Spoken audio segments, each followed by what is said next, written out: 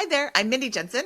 And I think I'm Carl Jensen. Why do you think you're Carl Jensen? You are Carl Jensen. Are you an imposter? It's early. Oh my goodness. Well, and this is a terrible show.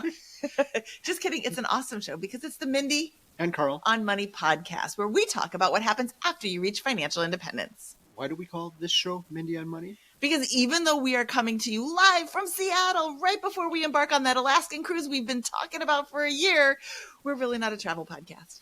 Wow. I know. On today's episode of Mindy and Carl on Money, Carl and I chat with our friend Eric Cooper about how he reached financial independence and what he's doing now. But before we get started, let's take a quick break. Today's episode is sponsored by us. Wait, what? That's right, Carl. Today's episode of the Mindy on Money podcast is sponsored by Mindy and Carl on Money. We'd like you to subscribe to the show, which you can do by going to mindyonmoney.com/subscribe. While episodes usually air on Wednesdays, every once in a while, we'll have a bonus episode, and you can stay on top of everything by subscribing. Is that all you have to do to subscribe? You've checked that link? I didn't know about that till, right now. Oh, I don't know. I'm not the tech person. Oh, geez. Okay, well... You're going to have to make sure that's the link before this episode airs. Oof. You really haven't checked that link. I really haven't. Okay. Well, I'll make sure something You'll make sure it works. Yeah. Great. And if it doesn't work, you can email Carl at mindyonmoney.com and tell him all about it. Okay. So who is Eric Cooper, our guest today? Eric Cooper is a 50-year-old retiree who is not a tech bro. Eric, I'm so excited to talk to you today.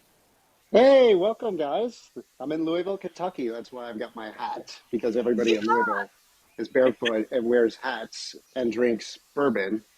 So I'm going to do a little bourbon tasting along the way, if that's okay. I know it's like 8 a.m. where you guys are. Okay, so every Mindy on Money guest gets a copy of the bull picture that we normally have behind us when we record at home. We visited you and knew that you would be on the show, so we left one for you. We kind of hid it, and then we just took off. How long did it take you to find that photo, Eric? It took me a week, but in my defense, I was at Camp 5 for several of those days over Memorial Day weekend, and I came home and I saw it, and that kind of freaked me out for a second. I was like, what's that? Then I looked at it closer, but then I found the home for it right behind me. See? I put it proudly on display for you. Woohoo! Also, I love Mindy, it. I'm so excited. When you came to visit, you really wanted ice. And so I think that you put a jinx on my refrigerator because I didn't have ice when you were here. You came in that old car that didn't have air conditioning and you were dying when you got here. And the look on your face was so sad when I told you I didn't have any ice because my freezer was so small and I didn't have any room for my ice catching bucket. So my refrigerator died literally the day after you left. So I'm pretty sure that you put a hex on it so that when you come back, ice will be available. Did it die? So thank you for that, because I was waiting for that refrigerator to die, and I'm very grateful. Now I have ice through the door for the first time since high school. I feel like I'm living the luxury pie life right now. It's really nice. So did it die or did I kill it? I guess we'll never know. I think you killed it. And I'm grateful for that. I think it was a Mindy moment, that your mysterious Mindy moments. Yeah, I was going to say Mindy isn't passive-aggressive. Mindy is aggressive-aggressive. I was thinking about the name of your show, too. Like, you seem like you're trying to find that perfect spot. And what about, like, Mindy on Money and Crypto Carl, like a superhero, or Carl on cash, or Carl on credit cards? There's so many options. Cashy Carl. It sounds like one of those sketchy payday loan check cashing operations in the bad part of town. Crypto Carl. Yeah. I love it. That doesn't sound great either. And since I'm not into crypto, well, maybe we'll have a crypto show eventually, but most likely not. Yeah. Mindy did want to start her own coin, though, like a Mindy coin. What did you call it? Mindy Money, I think. MindyMoney.com. I did not. You did that. Yeah. Okay, let's get into this show because nobody cares about your silly idea for a Mindy coin that's never going to go anywhere. Okay, Eric, when did you first Yes, ma'am. learn about the concept of financial independence, and what was your financial situation at the time? I didn't know about financial independence until about 2019. I just had a really bad day at work. I had been at my job for nearly 20 years at that point, and I started Googling how much money do I need to retire early? And then, bam, Mr. Money Mustache pops right up on my browser. And I was just glued for the rest of my workday reading his articles. And that's how I fell into the financial independence windfall. And it's been a fantastic journey. And shortly after that, I went to economy, and I was able to write my resignation letter within a week after economy, and I submitted it. And then by January of 2022, January 3rd was my last day at work. I wanted to fully fund my 401k for 2022. So that's why I chose to go ahead and push through to 2022 to retire. That's great. I love your story, Eric, because it's pretty much the same as mine, and I guess I like myself. But anyway, I think a lot of employers would be better off if they blocked the Mr. Money Mustache website from their VPN or from their corporate network. They'd probably have a lot less young people quitting if they did that. That's exactly what I That's did too. I true. Googled, how do I retire early? And up came Mr. Money Mustache. I'm like, whoa, mind blown. This is great. Hey, Mindy, I don't have to work anymore. I'm out. So, And I'm like, yeah, quit. yeah. It's Do you, such an amazing feeling when you realize that and you look at the numbers and you're like, wait, that's me. I can do this. Yeah, it's weird. It's an idea that I wonder would have ever occurred to me on my own, or the thought I have sometimes, which terrifies me a little bit, is would I just have kept on going until I was like 65 and probably had like an eight-figure net worth at that time, and then I would have been really sad if I discovered Mr. Money Mustache. Like, oh man, I worked for like an extra 10 or 20 years. Do you think you would have found it if you wouldn't have stumbled upon that? No, I think I would have found my way. I was already accidentally FI at that point in 2019, and I was not even aware of what FI was.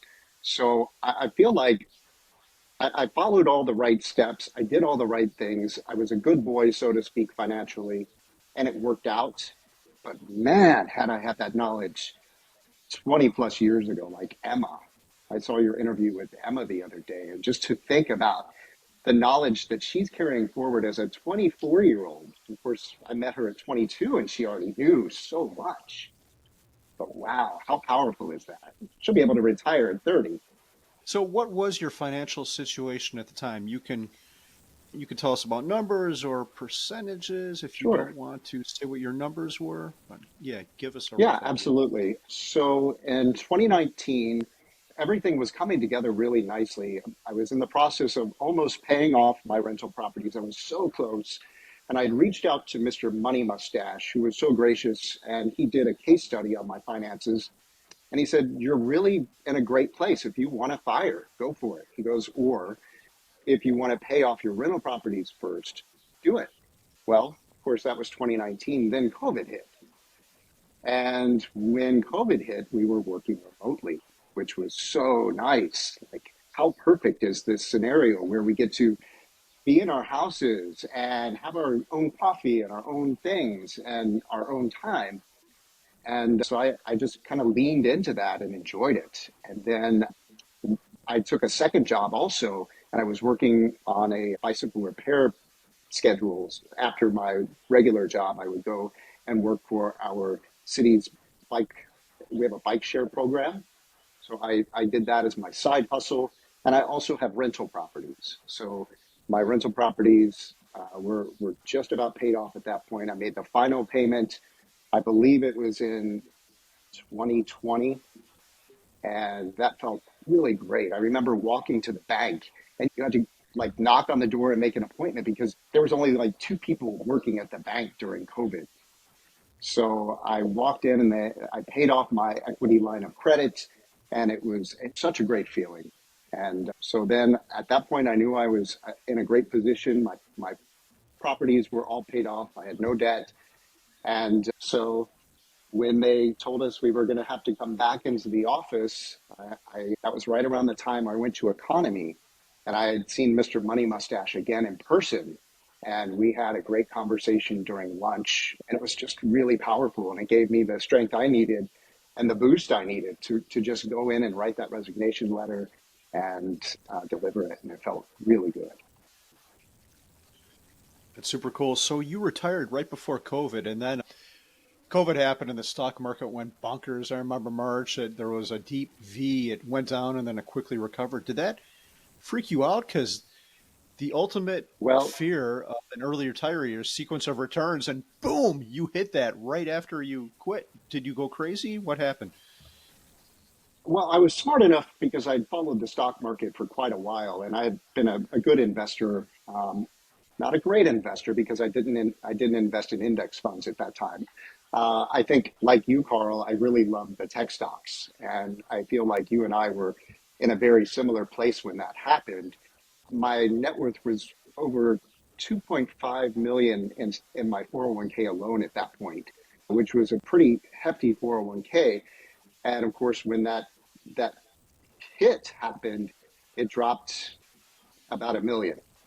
So amazingly, I did not freak out. It has come back, uh, and I still have my rental properties. That was my main source of income that I was living on. I wasn't even touching any of my money that was in my 401k at that point. I waited 2 full years of retirement before I decided to reach in and start harvesting a little bit of that just as a fun bucket. But all of my expenses are essentially paid by my rental properties, so I felt very good with the scenario that was happening, even though there was nothing I could do, and I was watching it daily like you.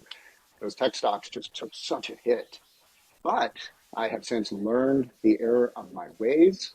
I have moved so much of that money after it rebounded. I have moved so much of it back or into low cost index funds. And that's where most of that will remain. There's still one or two that I'm holding out, and we'll move those eventually as well. But I feel much safer moving forward with low cost index funds. And that's what I preach to everybody that reaches out to me and asks for guidance.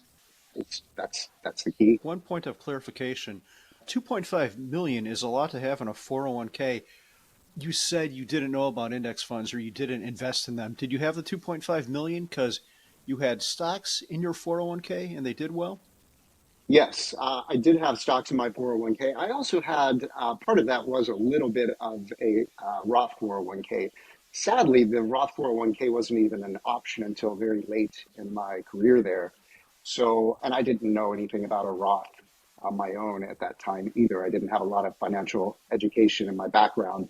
So it was nice to have that little bit of money in a Roth now that I can tap into if I need it. But that was not, that's still, it was only about 60 or 70,000, I think. It may have been a little bit more than that. Maybe it's 120, 130,000. But I think my contributions are probably about 60,000. And then the rest is all 401k. You said that it was 2 years before you dipped into your 401k. How were you supporting yourself in those 2 years? I quit both of my jobs. So I had the part-time job with the bicycles and then my main job. I was director of communication for a pilot union. And so when I lost both of those paychecks, it was kind of like one of these weird feelings, like you have these nice paychecks coming in every week, and then all of a sudden you don't. So I had to mentally prepare myself for that, to not get these nice checks every 2 weeks. Um, but like I said, I already knew what my game plan was. It was to live off my rental income. And I had gone into the year prior just living on my rental income and putting the rest of the money that I was making into a brokerage account and using some of that money also to pay off my rental properties. So it was a good test. It was a good litmus test to see, can I just live on this rental income and be comfortable? Granted, it was during COVID, so there wasn't a lot of going out. There wasn't a lot of that. But I had more than enough money to live comfortably. And for 2 years, it worked out great.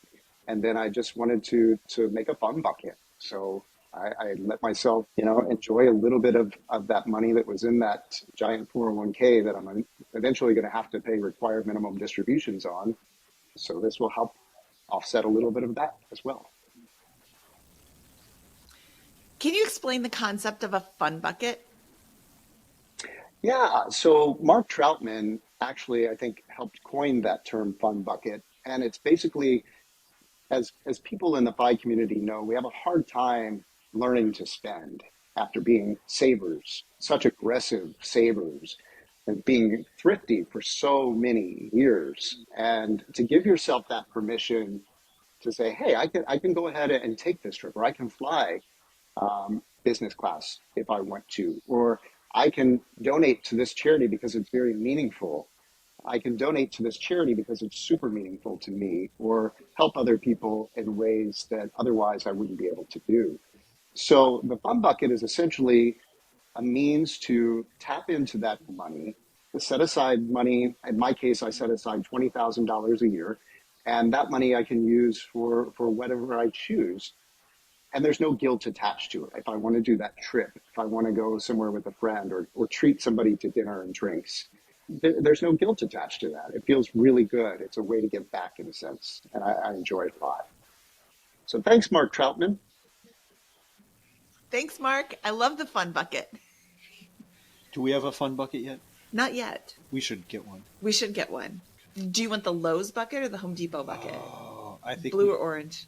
I want to create a hot pink Mindy bucket. Ooh, I love that. I approve. Okay, let's do it. we could hawk them on the Mindy on Money show, mindyonmoney.com/shop or Mindy bucket. Yeah. MindyOnMoney.com/bucket. If you go there and it doesn't work, come back later. And speaking of fun Ooh, buckets, cheers. I just poured a little bit of this Woodford Reserve to do a tasting. And this Woodford Reserve is probably about 20 years old because it sat in my office desk. It was a gift from one of my bosses. It says, Eric, thanks so much for your support over the past several years. So at that time, I probably had only been there 5 or 6 years. I appreciate all you've done to help me. Happy holidays. And that came from Herb Hurst, who was our secretary at the time. So cheers, Herb. Thank you. Cheers, Herb. Yeah, tell us how it is. I love that it's noon on a Thursday and you are doing a bourbon sampling. This is the It's ultimate fire medicinal life. because I've had bronchitis. We had to reschedule this thing twice because I've been sick. So this is very medicinal. Bourbon is good for me. Yes. It's medicine. Yes, exactly. And here's another Okay. thing, Paul. Did you know you have to nose the bourbon? You have to nose the bourbon before you know the bourbon. I just made that up. It smells really good. And this one again is Woodford Reserve. I'm liking it. It's very it's vanilla. It's got some cinnamon, some caramel. Ooh. That sounds good. We need to get a bottle. Nice. Well, we'll be down there next month, so maybe we'll. Yeah, we're gonna give do that a bourbon try. tasting. Yeah. I'm super excited for that. Mindy just likes to chug it. I guess that's not the right way to do it. You should. There's no Yeah, wrong way. we'll teach Well, you. that's one way to do it. No bourbon policing going on here. So, Eric, one of the questions that people who are contemplating early retirement have is, how are my investments going to perform? So, how have your investments performed since retirement? And are you comfortable sharing what your net worth was when you quit, how much you've withdrawn, and what your net worth is now? Yeah, so it's been pretty flat, honestly, since my retirement because it's taken so long for those. I had some triple leveraged funds, which sounded great and were performing extremely well prior to the crash. But when they crashed, man, it took a beating. So my portfolio went down over a million, I think, at one point, and has since rebounded. I'm back to where I was, but again, I've started switching over to those index funds, which has been fantastic. So I'm taking out 20,000 a year, and the way I'm doing that is through a 72T, which I won't get into all of that, but I allow myself $20,000 a year, and that money stays in its own IRA, basically its own IRA fund. So it's sitting there continuing to earn and grow. And I have all of that money invested in a low cost index fund, and that's $300,000. And just as an example of how well things are going, it's the market since I did that 72T back in December 29th was when I took out that $20,000. It's made over 40,000 just since December 29th. So not only has it replaced itself once, it has doubled. So I feel really good about it. Like I'm ready to do a bigger drawdown. I think I want to do an extra 10,000 a year, but I want to wait until the end of this year to to see how my taxes are playing out, to see how my income looks, because I also have the ACA subsidies. And I want to make sure that I continue to take advantage of the tax advantage of the ACA subsidies. So I just really need to make sure that I don't mess that up.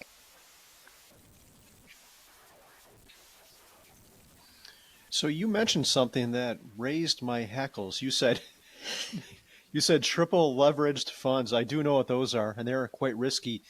Did you purchase those after a bourbon tasting? But you would think I did. And I still have one of those funds, and it did really great yesterday, by the way.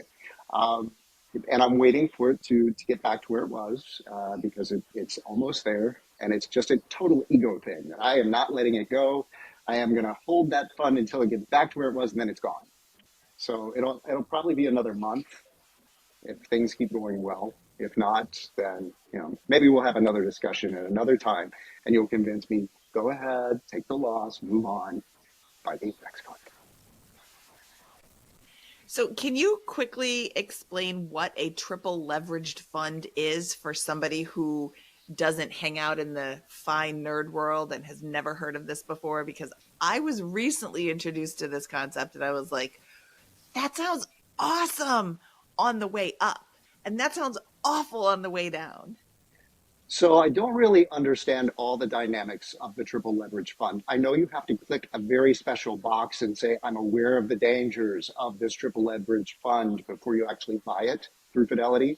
So I click that box, and supposedly I'm now aware that this fund performs exceedingly well during good times. And I also am understanding you're not supposed to hold them for very long. You're supposed to get it and get out. Well, I held it, and that was my big mistake. So if you are looking at doing triple leverage funds, which I'm not going to tell you not to, we're all adults, but just beware. Don't hold it forever. When the going's good, get it and go.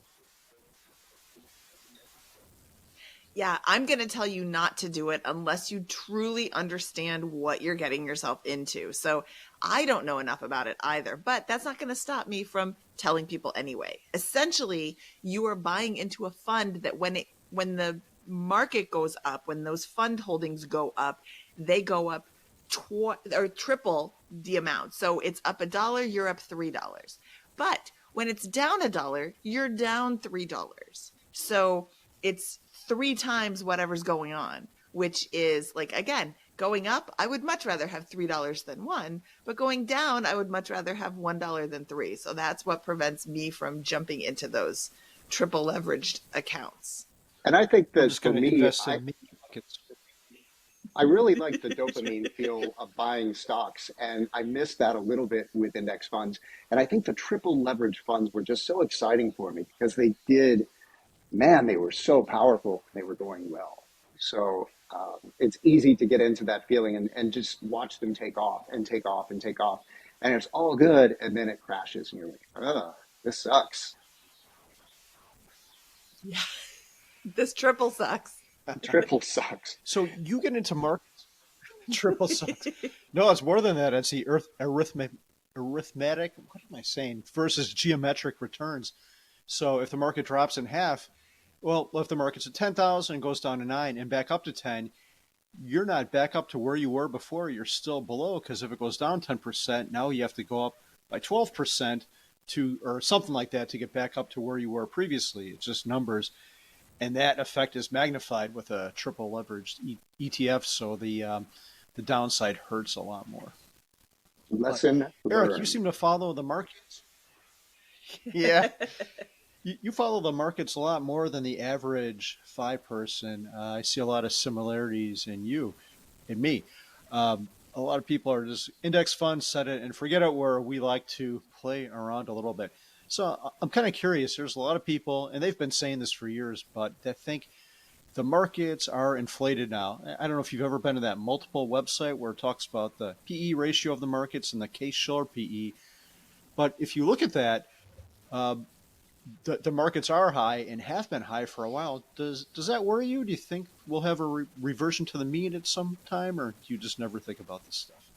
I think I'm more worried about, honestly, going into election year. I think that's more worrisome than anything because the market is just so reactive, but it's short term reactive. So even if the market does fall, it's going to bounce back. I just don't get into all the noise about, oh, is the market overvalued? I just don't feel that. And I feel I'm in a good place. I've got pretty much everything set to where it needs to be if something happens, with the exception of my triple leverage funds. Um, However, I feel really good about things. And if the market does turn, I'm in a good position. I'm not depending on that income. I'm touching so little of it that I can ride out whatever comes my way, just as I did in 2021, 2022. You know, it's going to happen, and we have to be ready for it. Cool. So, Eric, one of the biggest comments from the anti FI community is that they're going to be bored in retirement or they don't know what they're going to do with their days. So, what do you do all day? What does a typical day look like? Oh And man, are you ever bored? I love this question so much. I spend my days trying to convince my friends to retire early. Honestly, I feel like I I want to be such an ambassador for the Pi community, and I just love sharing this information and knowledge with my friends because it's so life changing, and it's so helpful, and it's fun to watch people's eyes light up when they see a compound interest calculator for the first time. They're like, "What?" Um, and then you got them. You're like, okay, now to make that happen, here's what you need to do. And um, so I love talking to people about finance. I love spending time with the organizations that are important to me. And I've also found this year that I'm stepping away from some of those organizations. I was on a board for 20 plus years. I stepped away from that one this year. I also stepped away from my neighborhood association because I just wasn't getting happiness and joy out of those meetings. They sometimes would be contentious, and I'm like, what am I doing? I'm not getting paid for this. Let somebody else deal with this riffraff. And it's just so not, it's just so powerful to be able to step away from the things that don't bring you joy. So that's what I'm focusing on, is finding those things that bring me joy. And a lot of times that could mean doing things outdoors with friends, hiking, traveling. I'm doing a ton of traveling. But as far as daily structure goes, my day, I do love structure. So I like to wake up. I like to look at social media while I have my breakfast and my coffee. And then I like to have a morning project. I really enjoy being productive, and I want to find things that I I can do during the morning, and I can check off that box that makes me feel productive. Then I go to the gym, and I come home and I make my lunch and I run errands. I take a 20-minute nap, which is a luxury that is priceless, so priceless. And then I do an afternoon project. So I do two projects a day typically that make me feel productive. It could be something at my rental properties. It could be working out in my yard. It could be doing invoicing and billing and those things. Um, but outside of that, I love, love, love spending time with my friends and traveling and finding the spy community. Man, what what a gold mine. Like to have this group of people built in that have similar interests and love travel and are just rock solid people. Uh, I can't even imagine what my retirement would be like today had I not found the economy conference. And then from there, gone to Camp FI, my very first week of being retired.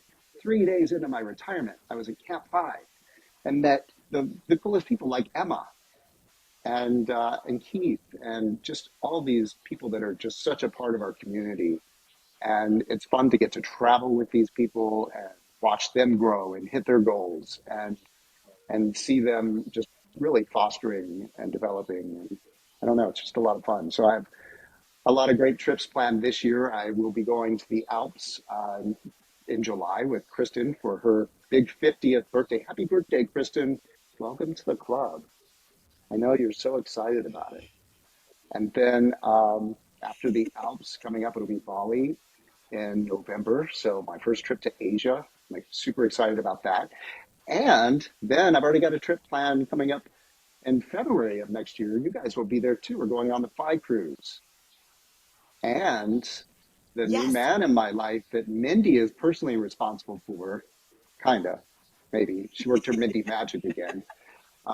He's going to be on the cruise with me this year. So I'm excited about that too. So yeah, Mindy works weird I'm so magic. excited.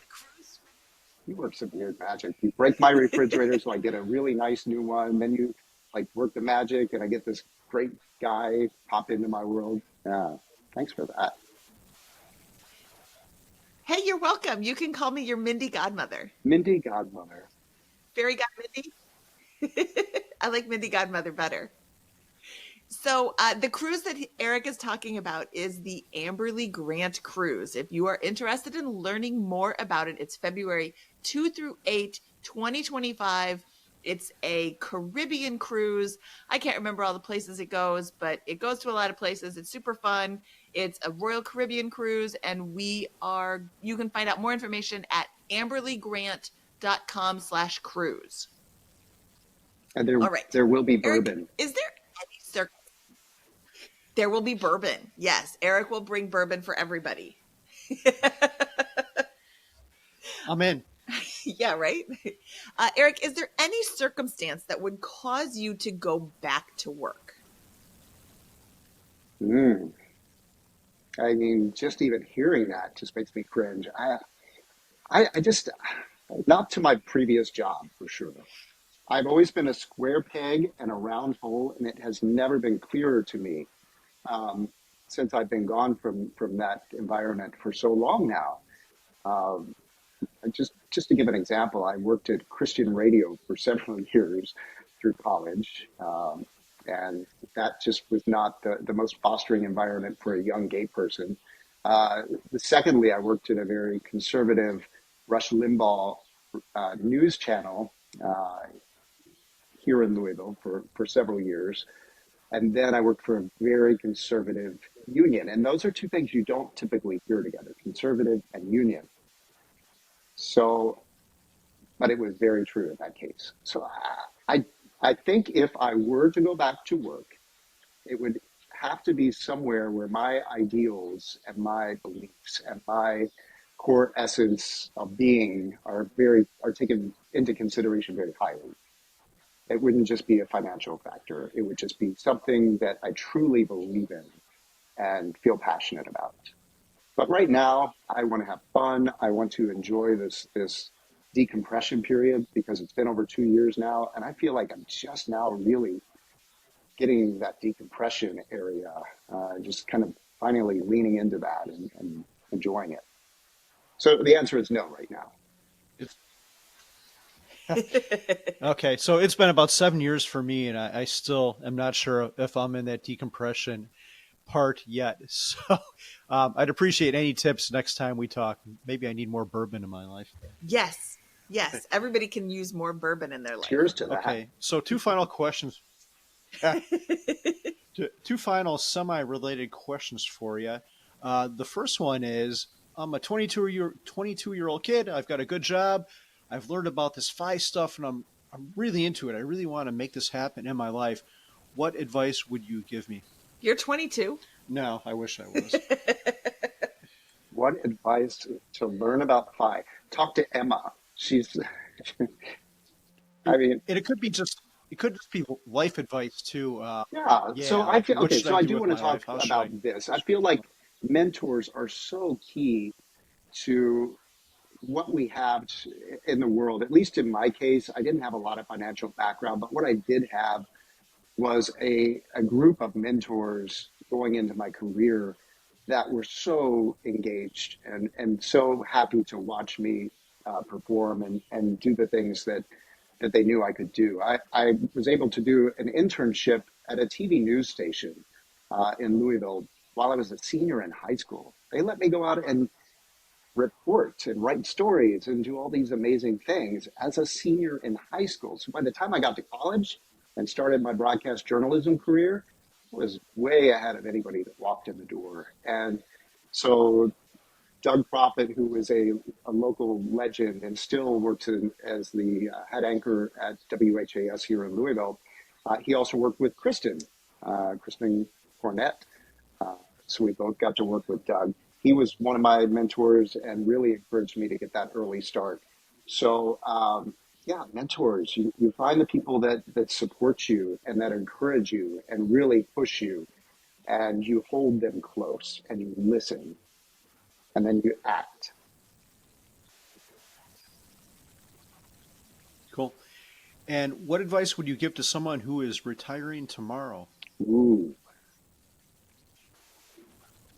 I had a friend who just retired last week, and we went through a lot of emotions during the period leading up to this. And I think the best advice is to just know that it's going to be okay. You've done the math a million times. It's going to work out. The thing that most people that get into the early retirement scenario at this age should look for is that what makes you happy. Find the things that you really enjoy, the things that bring you joy, and embrace that. You're going to have days where you're questioning things, and that's okay. It's okay to not have all the answers right now. But man, it's so nice to not have to wake up to an alarm every day and to go into traffic and fight traffic to get to a job that you may or may not really love, and then work all day and then fight traffic to get to the gym and then get home at 7:30 and then have to make dinner. And, there's that's not life. That's not life the way I want it. So I say, find the little things that like for me, the lack of traffic. Man, I just love that. So great. And just know it's going to be okay. And find the things you enjoy and do those. Focus on that. And drink bourbon. It's so weird how those drink bourbon, and that relates to not having to drive. It's so nice not having to drive in traffic. We're in Seattle right now, and we're staying in the city, and people here drive like maniacs, and I'm just not used to it. Yeah, it's anxiety inducing just now thinking about it. It's like, I don't want to. We actually got an Uber yesterday because we didn't want to drive. But anyway, And it's interesting. and not having to go to Home. It's interesting too. I was going to say not having to go to Home Depot. I wanted to say that I think you had interviewed Kristen the other day as well, and I was expecting that Kristen would talk a little bit about her anxiety leading up to going part time, because she really struggled with that. And at Economy, I had a conversation with her, and she's like, "I feel great. I've made all these plans. I'm starting all these cooking classes, and I'm gonna go pet sit. I'm gonna do all these things and volunteer at the animal shelter and pickleball." And so she had like her whole schedule lined up with things she was going to try. And I think it's great to see her friends going through this and lighting up and being okay with it. And by the time that she got to Economy, she was like, "I'm good. I am good. I'm not nervous at all." I think everybody that I have talked to goes through a period of should I, shouldn't I, should I, shouldn't I? And, what's the worst that can happen? Our first Camp FI, Carl and mine, was in January of 2018 in Florida.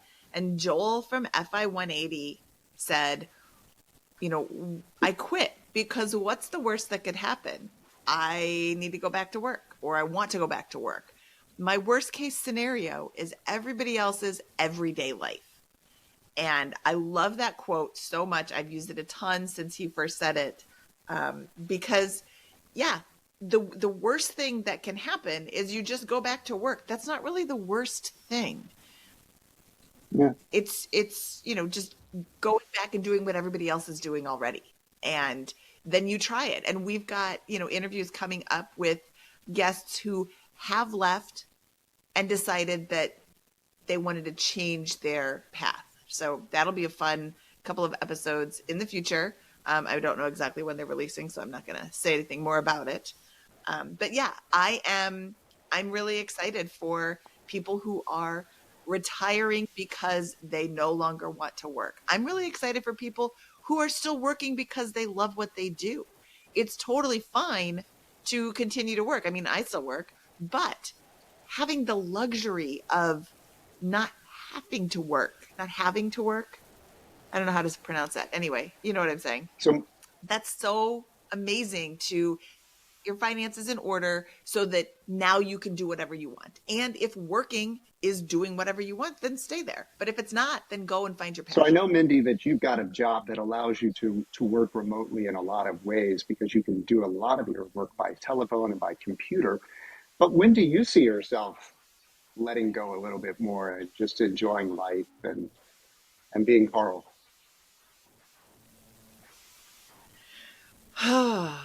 It's such a sweet gig that I have.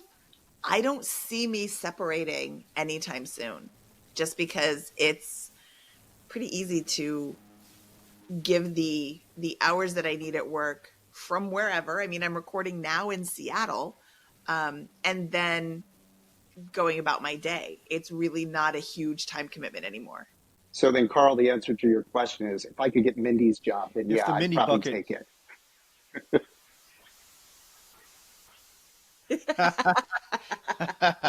Uh-oh, you've got Oh, someone no, coming no, after no, your no. job. I'm not saying I want a Ooh, job, but if I okay. had to take a job, it would be Mindy's. That would be a great job. Yeah. Okay, Eric, you're becoming known as Mr. T, Mr. 72T. We're running out of time on this episode, but I want to tease our listeners so they come back in a few weeks and check out your next episode where we talk about 72T and all the ways that you're having fun Yes, with we this. pity the fool. You have mentioned. We pity the fool that doesn't understand the power of the 72T, right?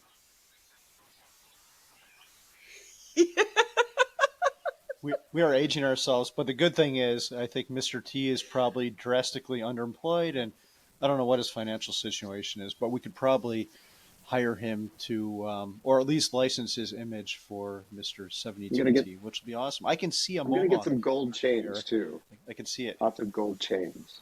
Yes. Yes, please. It's always so great to see you guys. Okay, and you mentioned. Yeah, it's always awesome to see you too, Eric. You mentioned Emma Von Wisey's episode on the Bigger Pockets Money podcast. That was episode 534, and it released last week if you're listening to this episode when it comes out, and sometime in May or June if you're not. So go check out that episode. She has a really, really great story. And Eric, I am super excited to have talked to you today. I'm super excited to have you come back in a few weeks when we talk more about 72T. It's always fun talking to you. Great to see you both. Okay, don't hang up. Don't hang up. I'm not. I gotta hit stop.